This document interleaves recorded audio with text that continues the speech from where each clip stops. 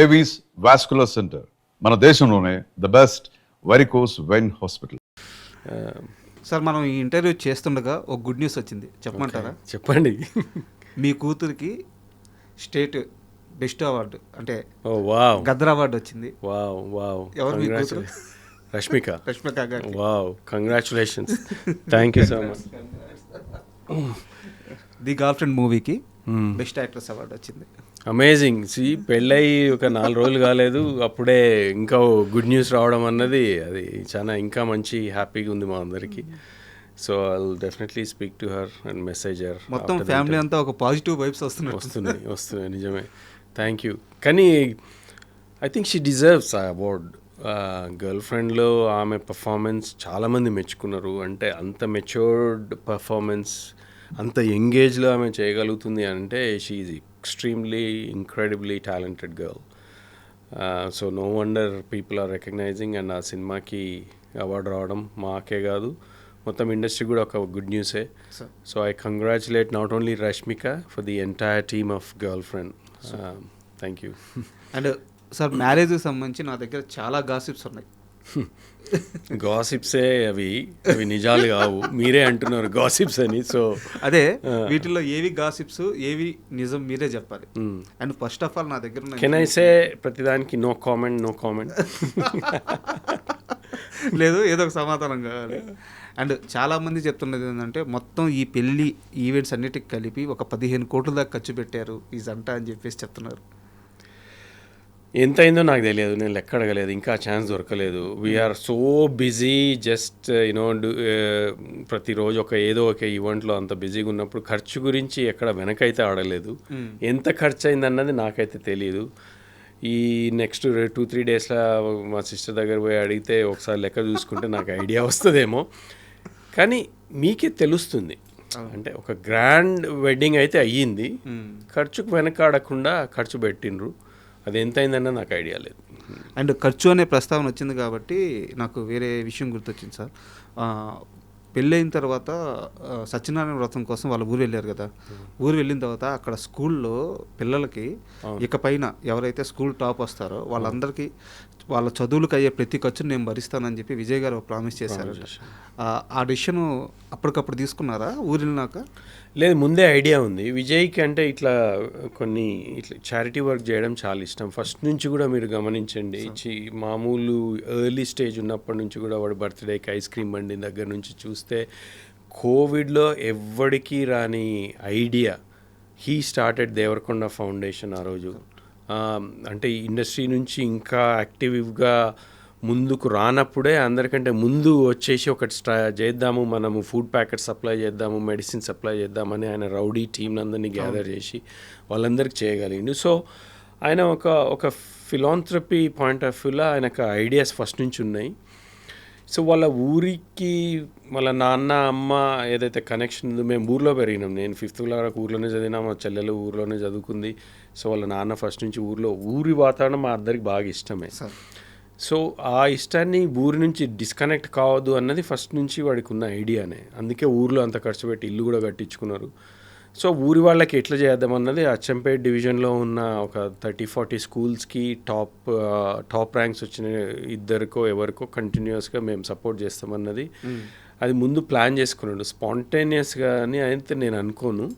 అది నాతోటైతే డిస్కస్ చేయలేదు, కానీ అది హీ హ్యాడ్ అన్ ఐడియా, ఒక ఐడియా అయితే ఉండింది, చెయ్యాలి ఏదో ఒకటి ఊరికి, మన ఊరికి ఇక్కడ ఉన్న పేద పిల్లలకు కానీ ఏదో ఒకటి మంచి ఎడ్యుకేషన్ సిస్టంలో బాగా ఇంట్రెస్ట్ ఉన్న వాళ్ళని పైకి తీసుకొస్తే బాగుంటుంది అన్నది వాడు ఐడియా. అంటే యాక్చువల్గా ఈ విషయాన్ని మీడియాలో చాలామంది క్లియర్గా రాయలేదు. స్కూల్ టాప్ వచ్చిన 1-2 పిల్లలు అంటే మీరు చెప్పినట్టు 40 స్కూళ్ళు, ఎవ్రీ ఇయర్ ఆ నెంబర్ పెరుగుతూ పోతుంది, 100 మంది పిల్లలు అవుతారు కదా sir.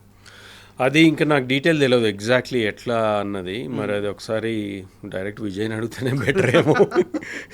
Is the one who is sponsoring. చాలా గొప్ప ఆలోచన, ఎందుకంటే అంటారు కదా అన్ని దానాల్లో కల్లా విద్యాదానం గొప్పదని చెప్పేసి.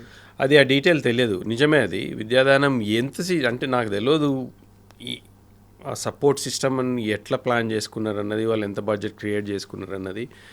కానీ అవన్నీ పక్కన పెడితే మీరు ఎంత సపోర్ట్ చేసినా కానీ ఒక టాపర్కి ఫైనాన్షియల్గా వెనకబడి ఉన్న వాళ్ళకి ఎంత హెల్ప్ చేసినా హెల్పే కదా అది. మంచే కదా. మరి ఇక దాంట్లో ఇక కాంట్రవర్సీ ఎందుకు, ఇంతమందికి ఎట్లా చేస్తాడు, ఎన్ని రోజులు చేస్తాడు, అది ఇంకా అక్యుములేట్ అయ్యి కొన్ని వందల మంది అయ్యి వీళ్ళందరికీ సస్టైన్ చేయగలుగుతాడా అన్నది ఇంకా అది ఇంకా నెగటివ్ థింకింగే అవుతుంది. మనం ఆలోచించాల్సింది వాట్ హీ మేడ్. ఒక స్టేట్మెంట్ ఇచ్చింది, నేను తప్పకుండా ఈ అచ్చంపేట డివిజన్లో కొన్ని స్కూల్స్ని టాపర్స్కి నేను హెల్ప్ చేస్తా ఫైనాన్షియల్గా అన్నాడు. అది ఎంత హెల్ప్ ఏంటి అన్నది అది it is still a help. అది నా పాయింట్ ఆఫ్ వ్యూలో that is still a very great decision. దాన్ని మనము ఇంకా వేరే విధంగా దాన్ని ఖూనీ చేసి డైసెక్ట్ చేసి ఎందుకు ఏంటి అని చేస్తే అది అనవసరం కావాలని కాంట్రవర్సీ క్రియేట్ చేసినట్టే నా point of view. So let's leave it there. కానీ హెల్ప్ అయితే చేస్తాను. కరెక్ట్, ఏదైనా మంచి కార్యక్రమం మంచి కార్యక్రమం అంతే. అండ్ ఇంకో గాసిప్ కూడా ఉంది, రష్మికకి చాలా పెద్ద గిఫ్ట్ ఇచ్చాడు పెళ్ళి అయిన తర్వాత విజయ్ దేవరకొండ. తెలియదు, నాకు తెలియదు. మీకేంది మీకు తెలుసు నాకు చెప్పండి. 90 కోట్ల రూపాయల విల్లా ఇచ్చాడు. వాడు చేసిన సినిమాలు ఎన్ని? లేదు సార్, ఇది 90 కోట్లు తెలుగు మీడియాలో చాలా మెయిన్ స్ట్రీమ్ వెబ్సైట్లు అన్ని రాసినాయి, మీరు కూడా చూసుంటారు నాకు తెలిసి. నేను చూసినా కానీ అవన్నీ మీరే అన్నారు కదా గాసిప్ అని. 90 కోట్లు ఎక్కడి నుంచి వస్తాయి చెప్పండి? నేను అందుకే గాసిప్. వాడికి సినిమా చేస్తే ఇస్తాన్న పైసలే సరిగ్గా వస్తలేవు, దాన్ని కూడా కొట్లాడి తెచ్చుకోవాల్సి వస్తుంది ఒక్కొక్కసారి. ఎందుకంటే సినిమాలు కూడా బ్లాక్ బస్టర్ అయితే లేవు కదా. సినిమాలు చేసే వాళ్ళం మీకు ఐడియానే ఉంది. సినిమాలు ముందు పైసలు వచ్చినాయి. సినిమా రిలీజ్ అయినాక ఇస్తామన్నా ఎప్పటికీ రావాలి. సో నేను అనేది ఏంటంటే వాడు చేసినాయి 10-15 సినిమాలు. 10-15 సినిమాల 90 కోట్ల క్యాష్ ప్రజెంట్ ఏదో గిఫ్ట్ అన్నది వీళ్ళ that is highly impossible current సిచ్యువేషన్లో. వాడికి ఐడియా ఉండొచ్చు, ఏదైనా పేపర్ మీద రాసిచ్చినేమో, మరి తెలియదు ఇస్తా అని. అంటే ఇది జస్ట్ నవ్వుకోవడానికి అడగలేదు సార్, ఇలాంటి విషయాల్లో కొంత క్లారిటీ రావాలి. ఎందుకంటే స్టార్స్ లైఫ్ అంటే ఏదో ఒక ఆకాశంలో మబ్బుల్లో అలా ఉంటుంది, అంత ఆనందంగా ఉంటుంది అని చెప్పి పిచ్చిగా అనుకుంటూ ఉంటారు. వెనకాల ఉండే పెయిన్, మీరు అన్నట్టు ఒక సినిమా చేస్తే ఫుల్గా రెమ్యునరేషన్ రావడమే కష్టం. ఇది విజయ్ దేవరకొండ లాంటి స్టార్ హీరో కూడా. That is the truth. అంటే నేను ఎవరిని క్రిటిసైజ్ చేయట్లేదు, అంటే మనం అడగడానికి కూడా వీల్లేదు. ఎందుకంటే సినిమా హిట్ అయితే పైసలు వచ్చినప్పుడే కదా ఎవరికైనా రివార్డింగ్ ఉండేది. సినిమా హిట్ కానప్పుడు ఇస్తాన పైసలు మాత్రం ప్రొడ్యూసర్ కానీ ఇంకెవరైనా కానీ ఇస్తాను, అది ఎట్లా తీసుకొచ్చి ఇవ్వగలరు? మ్యాక్సిమం వాళ్ళు ఇచ్చేవంతా ఇచ్చేస్తారు, కానీ వాళ్ళ తర్వాత కాన్వర్జేషన్స్లో ఏదైతే ఇస్తానారో అది ఇవ్వలేకపోతారు. ఎందుకంటే ఇప్పుడు లైగర్ లాంటి అంత పెద్ద సినిమా హిట్ కాకపోతే అంత ఖర్చు పెట్టినప్పుడు ఎట్లా ఇవ్వగలుగుతారు అన్నది నా పాయింట్.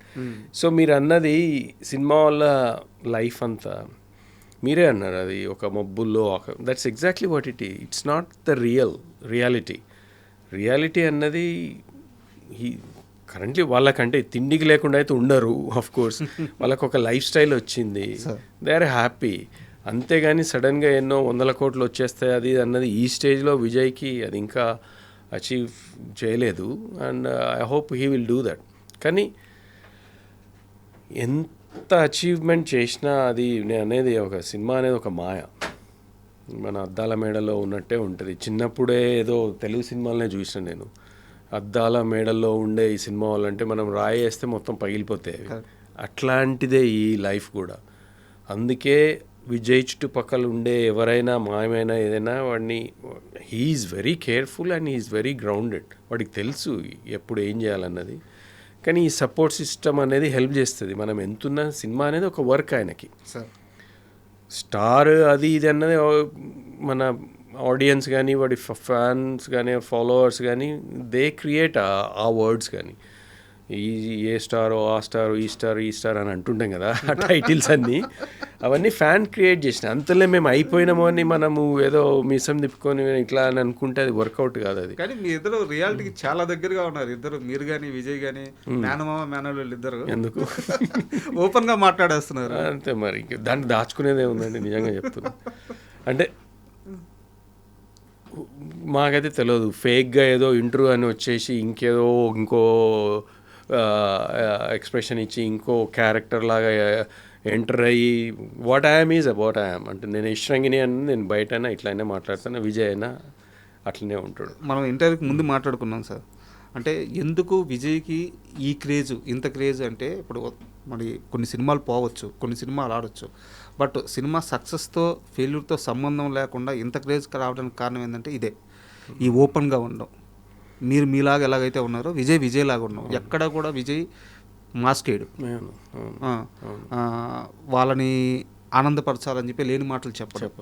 విజయ్ ఎలా ఉంటాడో అలాగే ఉంటాడు, అందుకే ఈ క్రేజ్. అవును, అది నిజమే. అది అంటే ఒక ఆనెస్టీ, ఒక ట్రాన్స్పరెన్సీ కనెక్ట్ అవుతాం మనం ఆడియన్స్ తోటి. కానీ యూజువల్గా ఎవరైనా మనము మన ఫ్రెండ్ సర్కిల్లో అని కొత్త వాళ్ళు కలిసినప్పుడు హౌ వి రిసీవ్, అది ఇమ్మీడియట్ కనెక్షన్ ఏర్పడుతుంది. ఏదో ఫేక్గా మనం మాట్లాడుతుంటే తెలిసిపోతుంది మనకే, అంటే this guy is trying to put up a different character, different ఏదో అంటే ఈజ్ నాట్ రియల్ అనేది అప్పుడే అర్థమైపోతుంది కదా మనకి.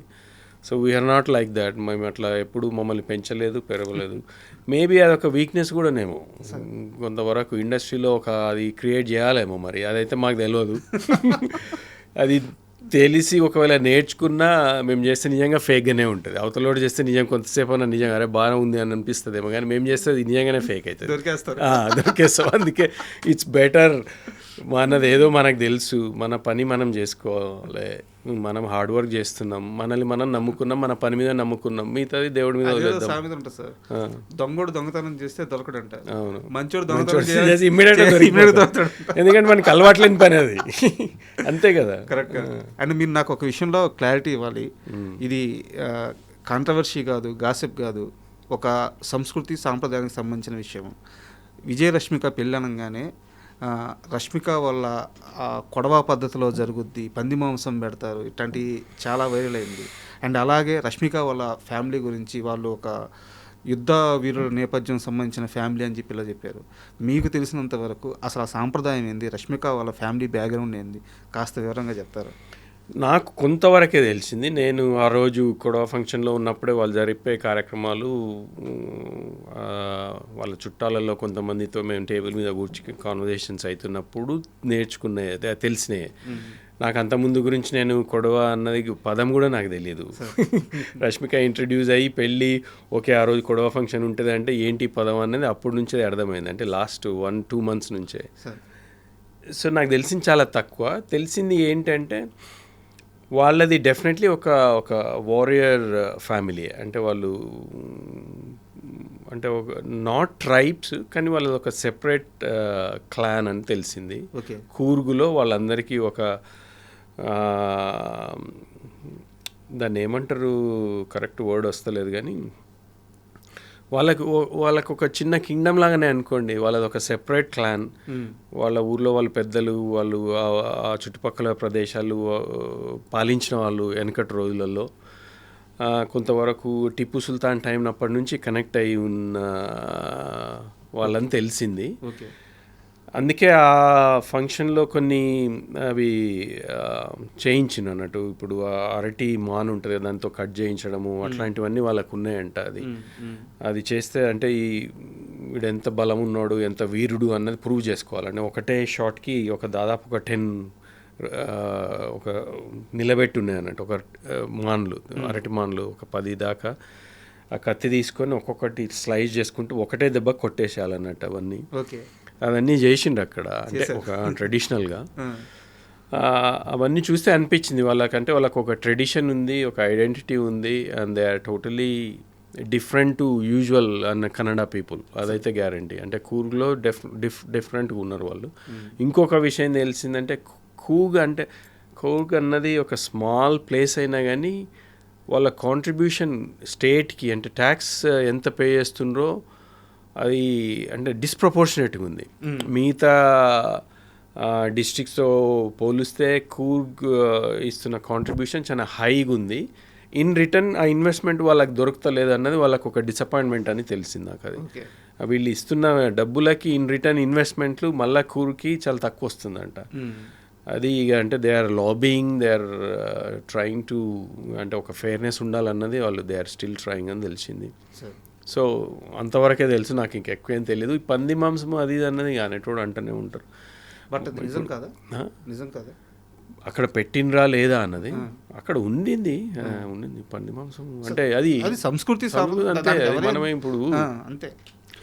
భక్త కన్నప్ప ఉన్నాడు, ఆయనకి ఏం చేయాలో తెలియదు. దేవుడిని పూజించాలంటే దొరికిన దాంట్లోనే పూజించిండు. అప్పుడు అంటే ఇది రెలవెంటో కాదని అనేది ఒక ట్రెడిషన్ ఉన్నప్పుడు వాడికి దొరికింది, మాంసమే పెట్టిండు కదా శివుడికి. అంతే.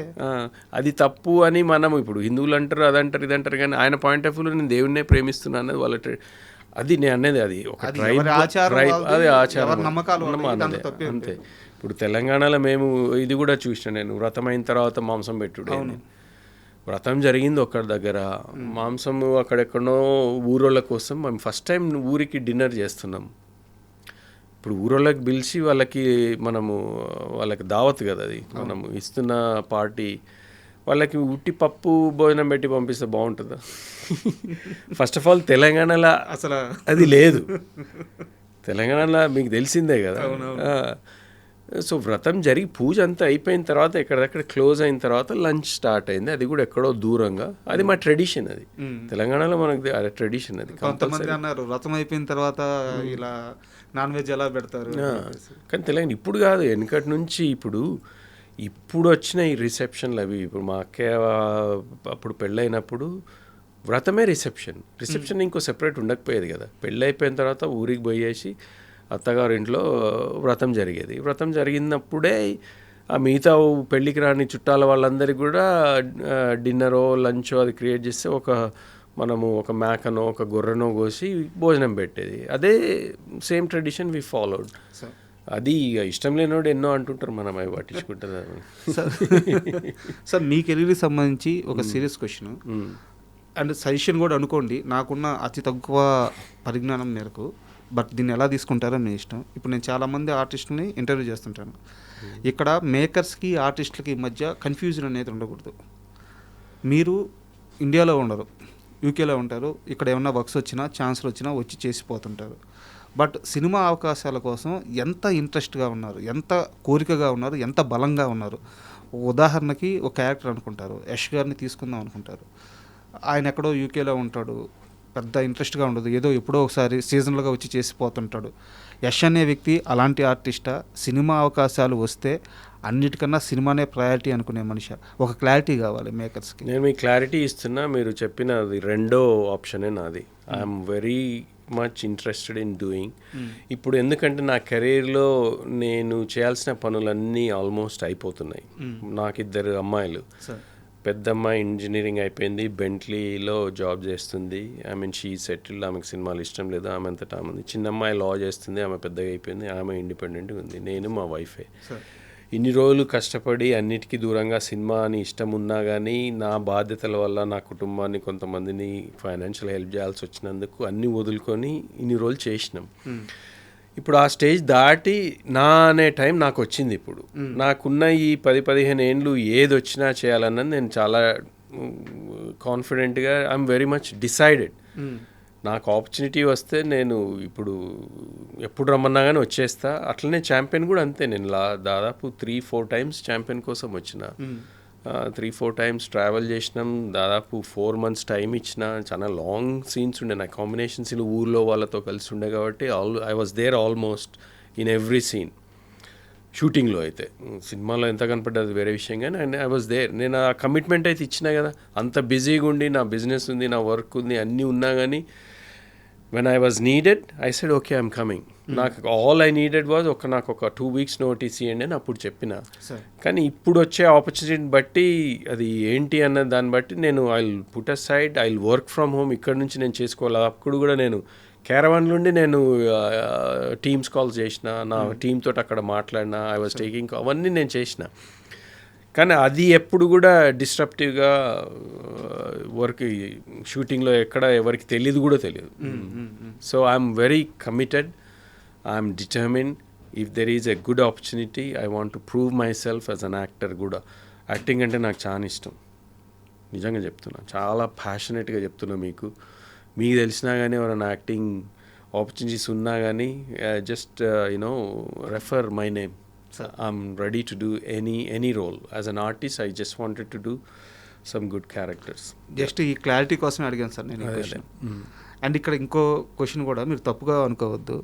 విజయ్ దేవరకొండ మేనమామ అనేది మీకు పర్సనల్గా అవకాశాలు అడగడానికి ఇది మీకు మైనస్ అయ్యే అవకాశం ఉంది కదా? ఉంది. కొంతమంది అంత పెద్ద ఆయనకి ఇంత చిన్న రోల్ ఏమిద్దామని అనుకోవచ్చు. ఉంది. కొంతమంది దగ్గరికి వెళ్ళి మీరు ఈ రేంజ్లో ఉండి వెళ్ళి వీళ్ళని అవకాశం మా ఓడికి ఏమన్నా బ్యాడ్ నేమ్ అవ్వద్దేమో అని చెప్పి ఇది ఒక సమస్య ఉంది. సో దీన్ని ఎలా దాటాలి? అది నిజంగా చాలా very interesting question and very good question మీరు అన్నది. నేను కూడా చాలా రోజుల నుంచి ఆలోచిస్తున్నా. అంటే నేను విజయ్ పాయింట్ ఆఫ్ వ్యూలో ఆలోచిస్తే నేను ఆయనకి ఒక బ్యారియర్ కావద్దు. అంటే రెప్యుటేషన్ పాయింట్ ఏంది మీ మామ వచ్చి అక్కడ అడుగుతున్నాడు ఇక్కడ వచ్చినాడు అనేది చాలా బాగుండదు. అట్ ద సేమ్ టైం మీరు అన్నట్టు ఆపర్చునిటీ ఇవ్వాలంటే ప్రతి చిన్న రోల్ ఏదో కనపడే రోల్ ఆయన ఎందుకు అంత దూరం నుంచి పిలిచి ఈ రోల్కి ఎందుకు పిలుస్తామని కొన్ని ఆపర్చునిటీ అసలు రాకపోవచ్చు. అది అన్నట్టే అది చూడాలి ఎట్లా ఇవాల్వ్ అవుతుంది అన్నది. బ్రేక్ చెయ్యాలి అదైతే కరెక్టే. కానీ ఛాంపియన్లో అవకాశం ప్రదీప్కి నేనెవరో తెలీదు. పెళ్లి చూపులు యశ్ రంగనాథన్ పేరు వినింటాడు కానీ నేను ప్రదీప్ ఎప్పుడు కనెక్ట్ కాలేదు, ఎప్పుడు మేము ఫేస్ టు ఫేస్ మాట్లాడుకోలేదు. ఆయన సంహౌ ఎవరో ఫోటో చూపిస్తారా ఇది బాగానే ఉంది కొన్ని ఫోటోలు పంపించండి ఒక ఊరోడ్లాగా అంటే నేను లండన్ నుంచి ఆ గెటప్లో కొన్ని ఫోటోలు పంపిస్తే అది కూడా నచ్చి దాని తర్వాత ఒక స్క్రిప్ట్ ఒక 1 పేజ్ డైలాగ్స్ పంపించాను. ఓకే ఇది చేసి పంపించండి చూద్దాము అంటే అది చేసి పంపించిన అది కూడా నచ్చింది వీడియో. అది నచ్చిన తర్వాతనే ఆయనకు తెలిసింది ఓకే యశ్ రంగనాథన్ అంటే ఇంకా బాగుంది కదా అనుకొని అప్పుడు తీసుకున్నారు. సో అది ఒక నేను ట్రై చేయకుండా వచ్చిన ఆపర్చునిటీ అది. అట్లా ఎవరైనా చూసి నిజంగా నేను సూట్ అవుతా కొన్ని క్యారెక్టర్స్కి అంటే ఐఎమ్ రెడీ టు డూ. కానీ మీరు అన్నట్టు అది ఎంతవరకు మరి జనాలు అది ఎట్లా బ్రేక్ చేయాలో మరి అది I don't know. But I'm here to do good roles if there is an opportunity. Vijay మేనమామగా నేను అడుక్కొని చేయాలని అయితే లేదు. I don't want to be pain for Vijay ఆయన రెప్యుటేషన్ పాడు చేయాలి. కానీ అట్ ద సేమ్ టైం నాకంటూ ఐఎమ్ అన్ ఇండివిజువల్. నాకు ఒక ఐడెంటిటీ ఉంది. నా కెరీర్ వేరు, విజయ్కి నాకు సంబంధం లేదు కెరీర్ పాయింట్ ఆఫ్ వాడిది నాది అంతే. సో అట్లాంటప్పుడు people should see me as Yash Ranganeni, not Vijay's మేనమామ. As long as they see that, I hope they will consider me for those roles. Yeah.